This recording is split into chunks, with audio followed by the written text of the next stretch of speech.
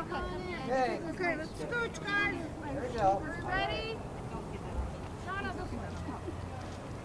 4, 3, 2, 1. Good morning, everyone.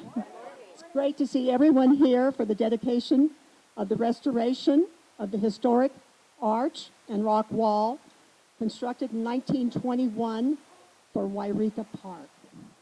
And I have to call this Yreka Park. On my sign, I had Minor Street Park. And Matt Bray said, no, we've got to start calling it Yreka Park. That's a historical name, and we've got to keep the historical name. So it's going to be really hard for me to remember that is now Yreka Park. My name is Joan Favreau, and I'm one of the founders of the Yreka Enrichment Committee Fund. We have a short program today. First of all, Connie and Brian Meek, they're going to do the introduction to the Yreka Enrichment Fund, course number 101. Claudia East is our great historian, and she's going to talk about the history of Minor Street Park. Mike Griffintini, Mike is just great with his Siskiyou tours, and he's going to give the biography of the J.B. Russell, builder of the arch and rock wall, and tell us the significance of it.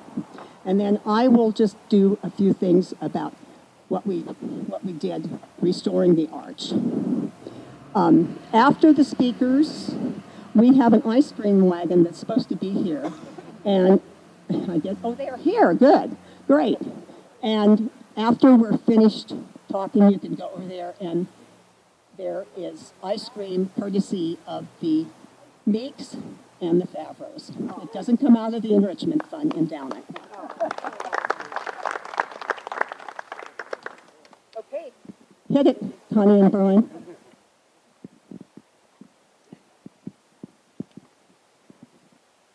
Sit on.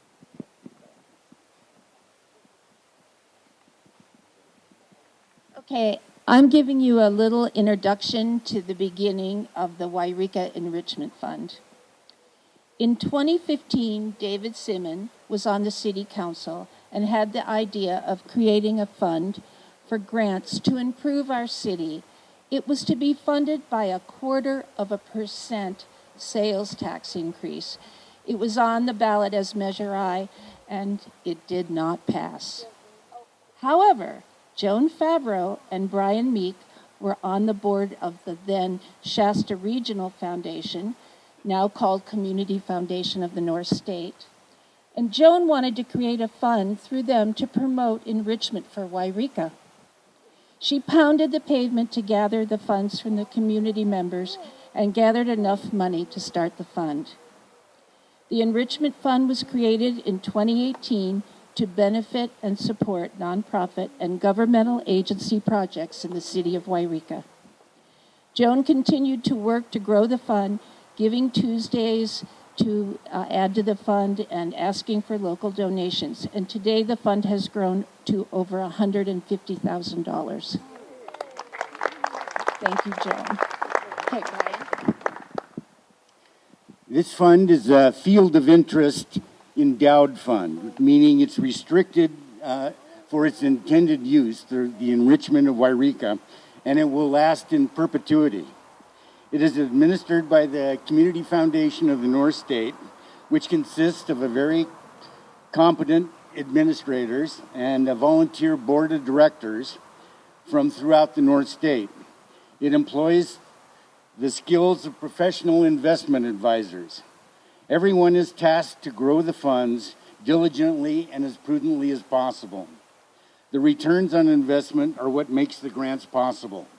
These grants are restricted to projects for nonprofits and can only be given to nonprofits within the city of Yreka. And again, these grants will go on in perpetuity. There's a small group of local residents that serve as the advisory committee that approves the grant applications or community projects proposed. The members of the advisory committee are designed to change periodically. I became interested in this type of fund because I'm very familiar with a couple of bequests from the city, from citizens of Yreka, who wanted to give back to their community, who gave sizable gifts to the city of Yreka. One gift was earmarked by the donor for minor street improvements. It became a chore for the city to come up with a process or manner to review, approve, or oversee proposed projects. How would the money be spent? One big grant or many small grants? Who was eligible and for how much? Who was going to advertise the process and meet with the applicants? This became an unfunded obligation on the city that took them away from their regular duties. Now we have a fund in place to facilitate that generous person that wants to give back to his community and for the community to receive the most from its benefactors. Now there is a fund managed by professional fund managers so that these gifts to the community can keep giving in perpetuity. The Yreka Enrichment Fund has partnered in 3 very special projects that have enhanced the beauty of Yreka. The first project was the Welcome to Yreka signs on the North Interchange and the South Interchange. They were totally rebuilt and repainted. The next project was the enameled metal Yreka sign at the central Yreka exit to the downtown. It was in serious need of repair. It got repainted and rewired. Now the LED bulbs stay lit and look great. The Minor Street Park entrance refurbishment is the latest project. We, the advisory committee, would like to thank all the people who have come forward to facilitate these great enhancements. We would like to especially thank Charlie Gillingham, Guy Scott, Ralph Sterrett, Claudia East, Giuseppe Freitas, and especially Ben Miller, Matthew Bray, and Jason Ledbetter from the city of Yreka. And let us not forget the late, great Yreka volunteer, David Franklin. Thank you all for coming.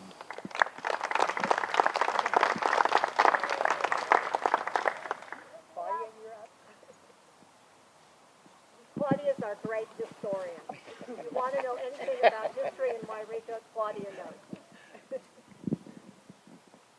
Good morning. I'm Claudia East. Can you hear me all right?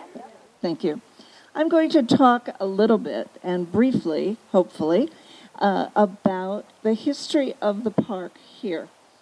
And Joan mentioned to begin with that it is to be known as City Park, or Yreka City Park.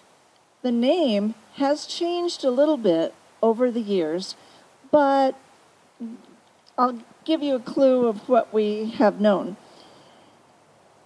From 1888 to about 1909, where we are standing was property that was just used. It was a field. There were some corrals here, a couple of ice houses, and they were just adjacent to property owners that were in this immediate area. But in 1908, there was a committee called the Public Playground Committee. And they had the idea of turning this area into a park for the city of Yreka. In 1909, they finally got things started and done. And they called it the Recreation Park Committee. But the property was owned by various different people at the time. It was not owned by the city.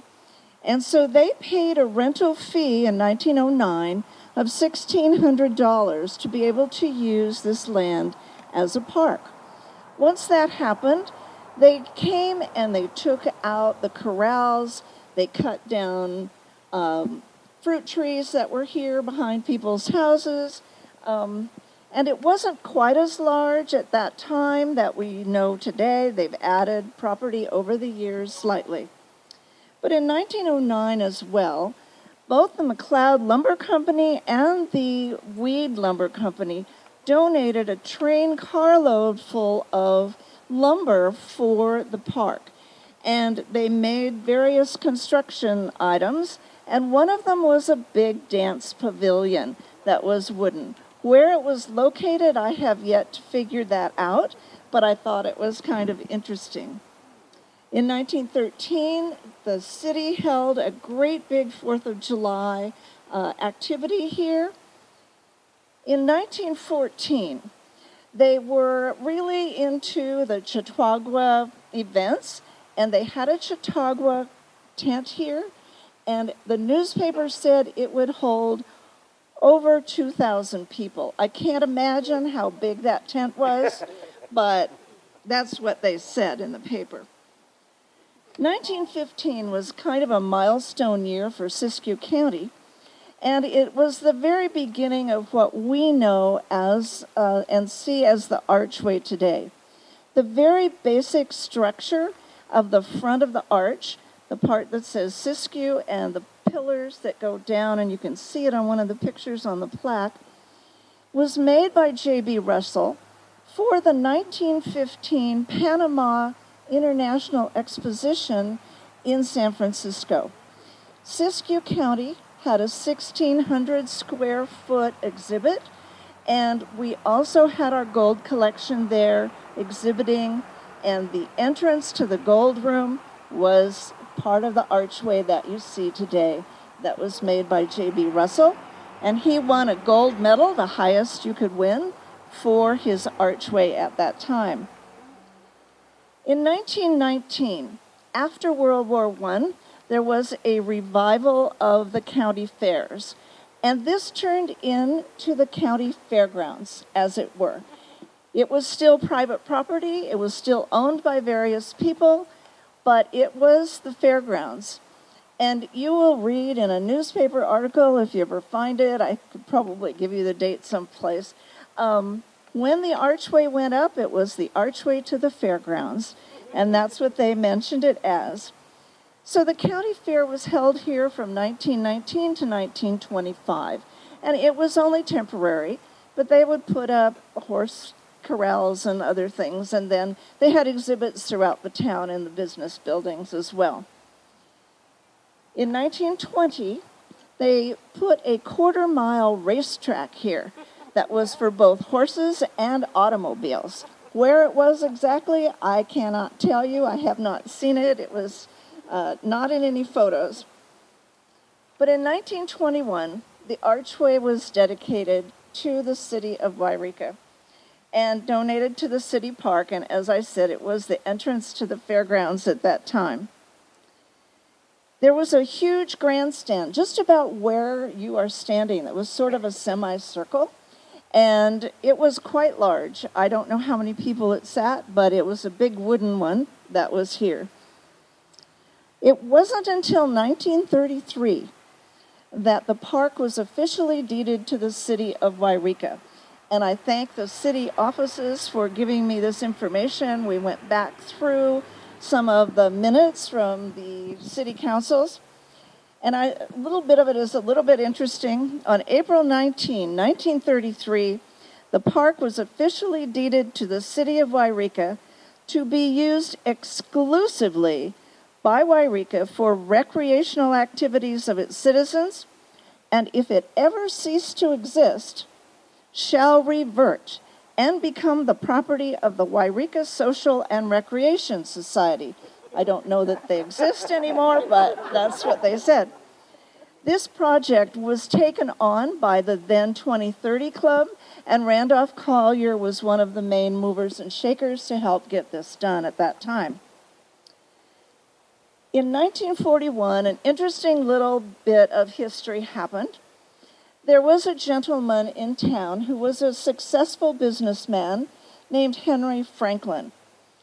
And when he passed, he gave 1/2 of his estate to the city of Yreka, and the sole purpose was for the maintenance and improvement of the city park.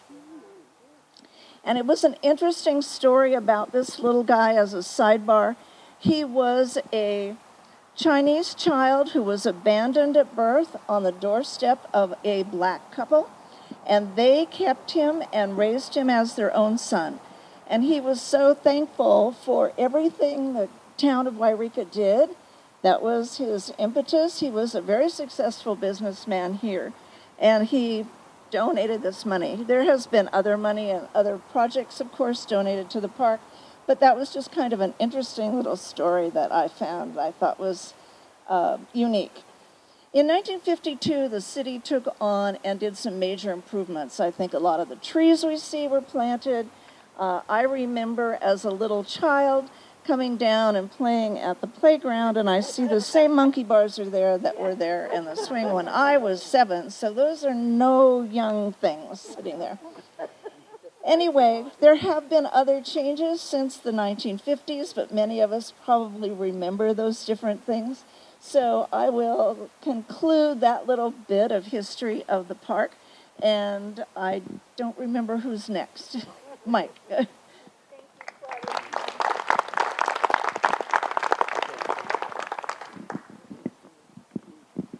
Hello, I'm Mike, and I'm interested in history and give local historic tours. Hopefully, if you haven't been to any of my tours, you will come in the future under Siskiyou Historic Tours Facebook page. But by the way, before I get started, Donna Jordan and I have been a Russell family member, ancestor, have been in touch, and many of you folks are from the extended family, I'm learning, and I've been told a number of very interesting stories, very convoluted, but at the end of this program, Donna has been asked to try to introduce all of you and how you're connected. No, I'm kidding, not how you're connected, because we'll go on for days on that. So just to introduce you, and thank you all of the extended Russell family for coming here. This is really special for me. So I'm going to talk about the J.B. Russell and the Russell family, because I don't think we can separate J.B., the gentleman that was a stone carver, a monument carver for local cemeteries, from the greater family, which I think is absolutely fascinating. If you Russell folks don't know about your families and how the Ashland group and Yreka group were together on some of this, I mean, you're missing out. So try to do some research on that. So as been stated before, this arch was put together for the 1915 Panama-Pacific Exposition held in San Francisco. The expedition planners reached out throughout the country to see what the local areas would like to produce that would show off their areas in the best way, and this was one of the things.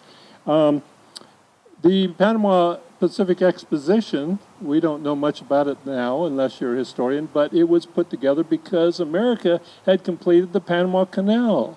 And France, after building the Suez Canal successfully, were not able to build and complete the Panama Canal. It was a failure on France's part. America stepped in and did it. This exposition showed that America had a lot of strength. We had a lot of technical expertise, and this was to show that off. Local monument carver James Buchanan Russell, we'll call him JB, how's that? Collected stones from local sources, created the design, and capped the stone. The items were sent to San Francisco, as Claudia mentioned, where the exhibit was assembled. It won a medal for the best and largest stone exhibit, shown there. And then afterwards, it was brought back home. So a little bit about JB and his family. The Russell family came out early on in response to the gold rush, like so many early people did. And JB was born in Oregon in 1854. So that was just a couple years after the big push started here. The family built the Mountain House stage station, which still exists. If you take the old road over the top of the Siskiyous and you get down to the bottom, almost to Emigrant Lake, a beautiful place on the left side, that's it. Sometimes it's used as one thing, or a bed and breakfast, or whatever. It's a beautiful spot. It was the northern side of the Siskiyous stopover. The southern part of the Siskiyous was right near Hilt, California, and it still exists also. The family moved on to Oregon several years later, and according to JB's son, Harvey Russell, who I got to know before he passed away, they operated the slaughterhouse near town, right over there behind us, that led to the name of Butcher Hill, which everyone in Yreka knows Butcher Hill, but the Russells were apparently the ones that were responsible for that. The Russell family moved back to Oregon when JB was a youth and got into the stone carving business. So the JB's parents stayed in Ashland, went in the monument carving business, and became very well known up there. And I'm going to talk about them, especially JB's mom, Ann, in just a little bit. JB, the carver of the arch, came back to Yreka as a young man, bringing his skills that he learned from his family to become a monument carver here in Yreka. He married Clara Hovey. There's a Hovey Gulch over in Shasta Valley. The Hoveys, we could talk a lot about the Hovey. Anyway, we won't. So their place was along South Minor Street, close to where the railroad used to come into town, which made a lot of sense because they could get the large monument stones from the railroad right there. He operated his monument, JB did, business for over a half century, and then after retiring, went into more and more rock hounding. Apparently he was fascinated with stones. Probably a lot of the stones you see in the monument were collected on his previous trips. In addition, he garnered a degree of notoriety for his extremely long duration as an Odd Fellows. In fact, if you go to his headstone, hopefully the Russell family has been to the Russell plots at Evergreen Cemetery, you will see 75 years as an Odd Fellow. He was very proud of that. He was also very proud of his Oregon family. And I'm going to tell you a few stories, and then I'm going to shut up, and then it's up to Donna to do your part, and you're grimacing, but it's going to be on you then. Okay, first of all, JB's mother, back in Ashland, she was from the stone carving family. Her husband passed away earlier, but she was also a stone carver and was known as probably one of the very first on the West Coast. In a day when women weren't allowed to do very many things, she did something very unusual. She became an expert carver. In fact, JB used to say that he was nowhere near as good as his mom in Ashland. And, okay, next thing. I can't get over Ann because she's such an anomaly to be this woman business person and carver in a man's world. Anyway, she was a strong temperance believer and carved a ribbon symbolizing the WCTU, Women's Christian Temperance Union, on many headstones she carved. Supposedly, whether the deceased family wanted it on the headstone or not, they were going to get that ribbon put on there. And in fact, at Evergreen Cemetery, where I give tours, I've spotted a number of headstones that I believe are her carvings. There's quite a few of them in the Ashland and the surrounding cemeteries. But I'd like to believe that they were Ann's creation. Explain to everybody why it was very important not to drink alcohol. Another story about Ann is that we all probably know about Carrie Nation, who used to go into bars with her hatchet and chop them up and chase people out. Well, she did that in Ashland, I understand. So she was very serious about this business. So you Russells are made out of some tough material. I think there was one more story that I stumbled upon, and Harvey told me a lot of stories in his last years. One was that JB's father, who again was a stone carver in the Ashland area, was asked to contribute Oregon's contribution to the Washington Monument in Washington, D.C.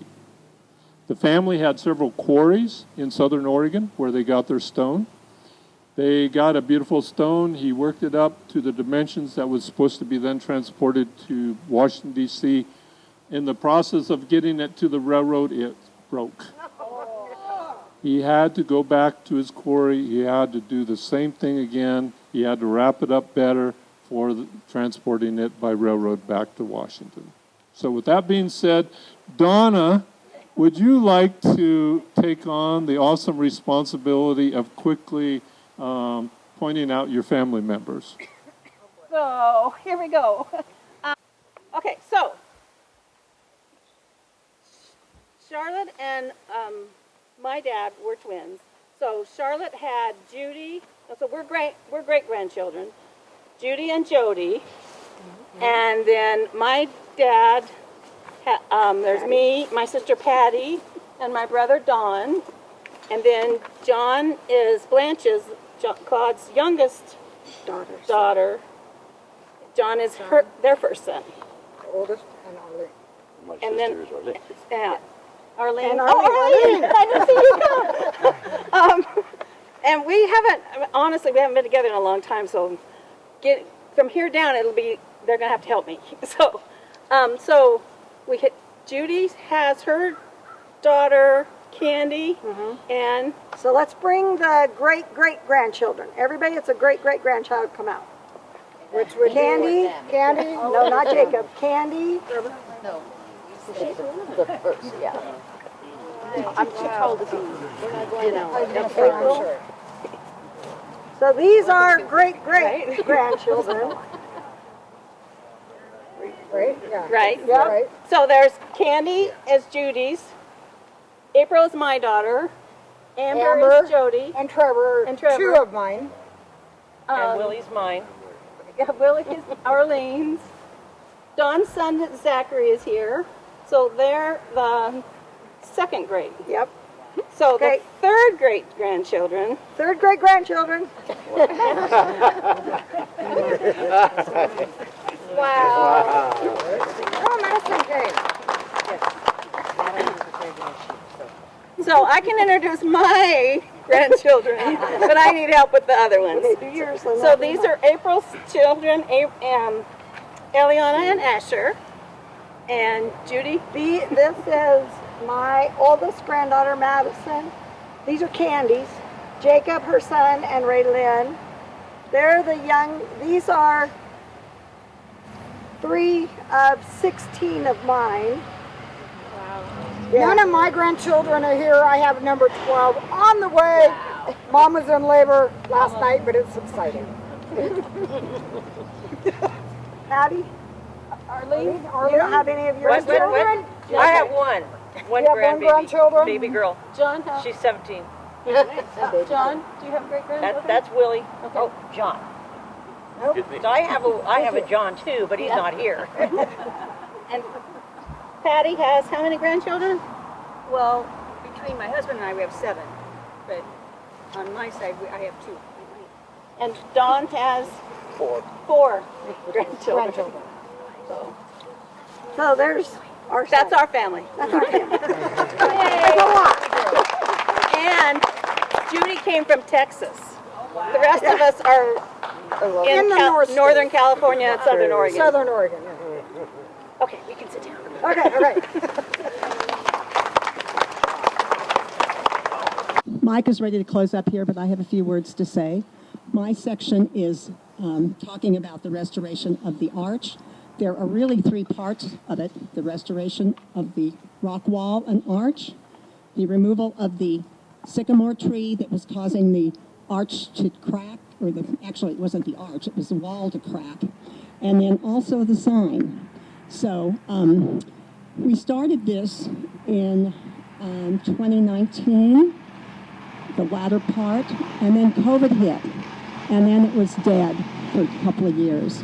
But last year, 2023, we were able to find someone, and he was an Italian that was in the area. He did a lot of rock work, he did a lot of plaster work, and we were able to nab him. His name was Giuseppe Freitas.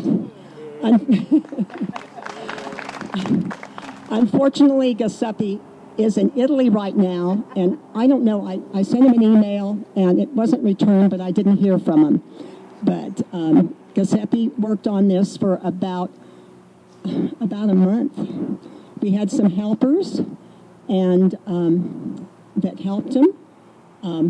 One was Andrew Fitzpatrick, who was with the Y, and we paid the Y for his one day here. He was going off to college, so he could only give us 1 day. And Mike Whipple was a volunteer. Also, there was a city worker that was here, I believe, for 1 day. Anyway, it took him about a month, and I have a couple of of posters over here that shows the before and after, and also a poster that was probably Harvey that the city found in their map room, and it was given to me after we even started the sign. So it was probably Harvey's poster, and I don't know exactly what it was for, but they're over on the bench, and you can take a look at them.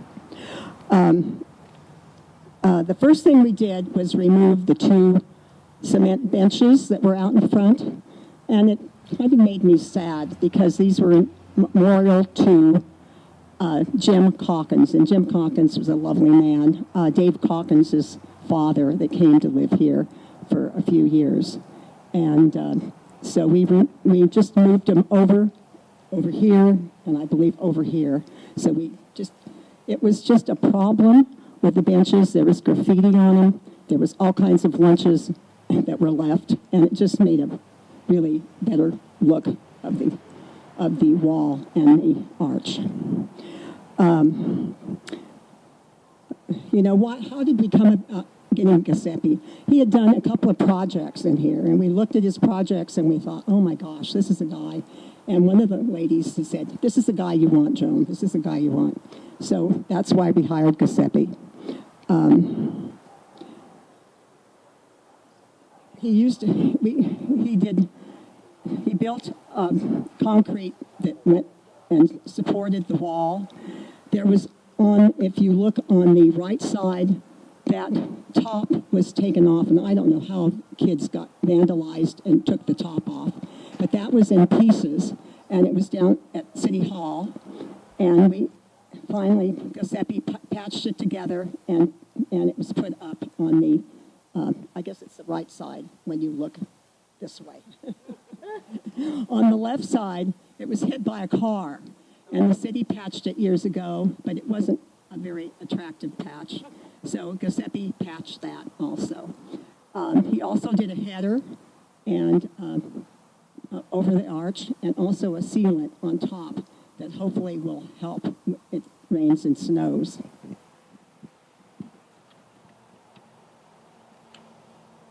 I'm sorry Giuseppe isn't here today because he was a real character. He spoke very broken Italian, and you weren't sure you were always giving him the right directions. We went through 25 bags of cement, and these were like 90 pounds, and 24 bags of sand in this restoration project. So several people donated stones. Gracie Bennett, Brian Meek, Ron and Kim Presley. Dee McGuffey went with me to collect stones at the end of Schumeyer Gulch.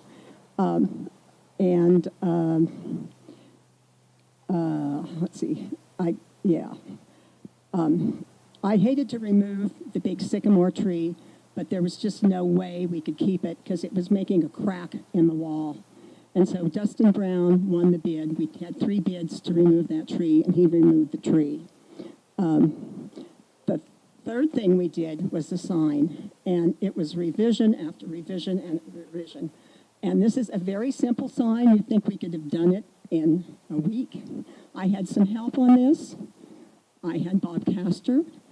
I had Joe's here today, Joe Larson. I had Claudia East was invaluable. She was just so much help. And I'd email her every night, what do you think of this? What do you think it looks like? And she said, oh, neat. Being a typing teacher, she would say, oh, the margins are off, or this is wrong, or it was continual revision. It took us a month to do that sign. Anyone that goes with graphic, they had a graphic artist, and they promoted this. Anyone that does any sign like this, I would go to a local graphic artist and then send things in. It just took us a long time to get that sign done. The sign is, I think, Ben and Ken, Kevin Cobb, they installed the sign, and those legs go down 22 inches in a cement. So I don't think anyone will be destroying it. It's the most indestructible layout that we could get. It is a laminated sign, and it is graffiti proof. and it's supposed to be guaranteed for 10 years.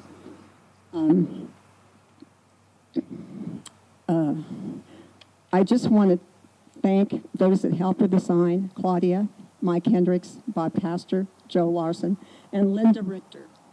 We gave a picture of the arch to them and said, please Photoshop it for us. And they just put a blob in it. And so Linda Photoshopped it, took a picture, Photoshopped it, and we sent it in. And the picture on the sign is Linda Richter's picture of the arch.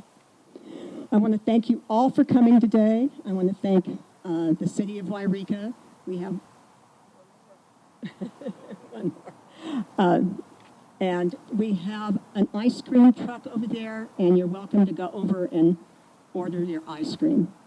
And Ann Castor also purchased water. She also purchased the frame for our posters. So please take a look at the posters that are on the bench. Thank you. Thank you all for coming. I really appreciate it. My name's Grace Bennett.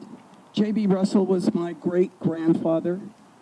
His daughter was Leela, and we have my brother here, Richard Conroy, and my son, Chris Bennett, and his daughters, Brooke and Noel. So we are also very much involved with the Russells.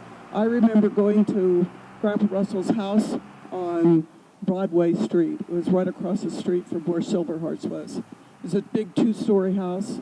You could hardly get up the stairs. There were rocks everywhere. He had a special room that you could go into, and he'd turn on an ultraviolet light, and there was all kinds of rocks, different colors, would shine in the dark. It was the most wonderful place you've ever been to see that. Richard and I, our other grandfather, lived in the house at the top of the park where the parking lot is for the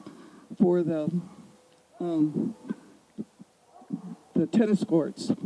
And when Grace Beal passed away, we went in and cleaned up the house and stuff. And the last load, Richard and I were out in the yard looking at this rock wall that was there, and it was all fallen down and stuff. We didn't have to say one word to each other. We looked at that rock wall. He backed up the truck. We started loaded rocks in. He dropped off some at my house. I dropped off, and then he took the rest of them home to use at a fountain that he built in his house. Rocks are in our blood. You can tell that because our grandchildren, they go around and pick up pretty rocks everywhere. And our family is very close. We work real well together. And I just want to thank Joan and her group for putting this all together. And it's really, really nice to have everybody here. And thank you to all of you.